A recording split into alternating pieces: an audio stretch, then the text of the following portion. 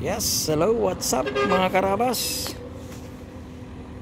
At nandito tayo ngayon sa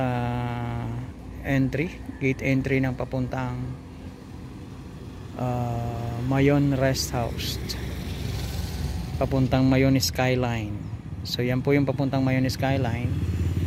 At napakaganda po ng Mayon Volcano. Hindi ko mapigilan na hindi tumigil dahil nakita ko yung kagandahan ng lugar na to.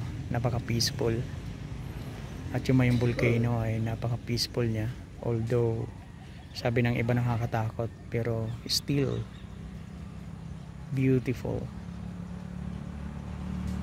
That is the Mayon Volcano.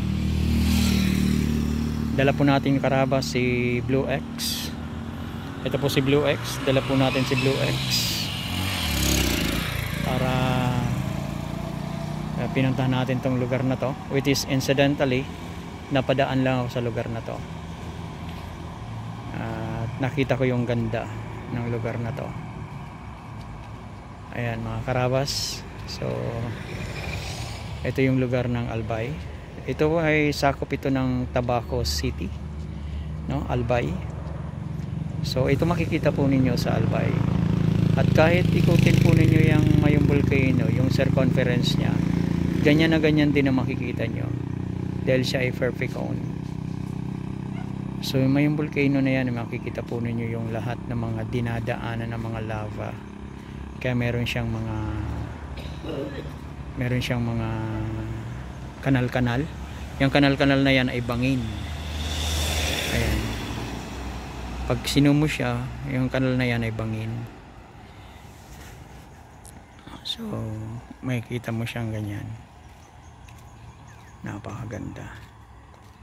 At hindi siya nakakasawang tingnan, no?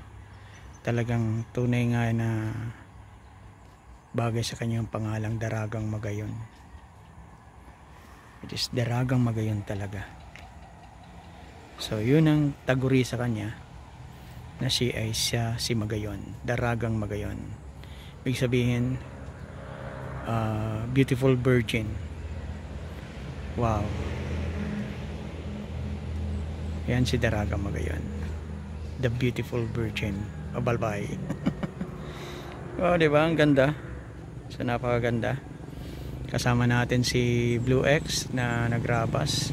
Kung mapapagawi kayo sa lugar na to, ito yung makikita nyo. At maganda yung mapagawi kayo sa lugar na to kapag ganitong mga malapit na yung mahal na araw, Abril, March, April hanggang May. So maganda ang panahon dito.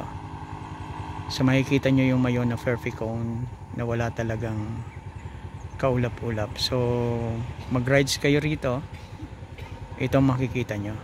Pagpapasok kayo dun sa Mayon Skyline, yung daanan na yan, diretso yan sa Mayon Skyline. At ito yung kasali na to actually sa paanan ng Mayon. At yung Mayon Skyline, makikita ninyo dun sa halos may kalagitnaan ng Mayon Volcano. So dun yung makikita mismo ng close up, at nakatingala kayo sa Mayon Volcano. So yan. So ito yung makikita nyo dito sa pagdating nyo dito sa lugar ng Albay. So ayan. So hindi ko na picturean yung pag-rides ko, yung pagpunta rito kanina. So dahil hindi ko naman expected na magbablog ako at ibablog ko to, nakita ko lang talaga na na wala siyang kaulap-ulap at napakaganda, diba? So ayan mga karabas, pag pumasyal kayo rito, makikita nyo itong ganitong klase kagandang scenario or scene or view, diba? Wow, mapapamangha ka talaga. This is Mayon Volcano. This is Daragang Magayon. Okay, this is J Motovlog, ang iyong karabas, signing off. God bless everyone.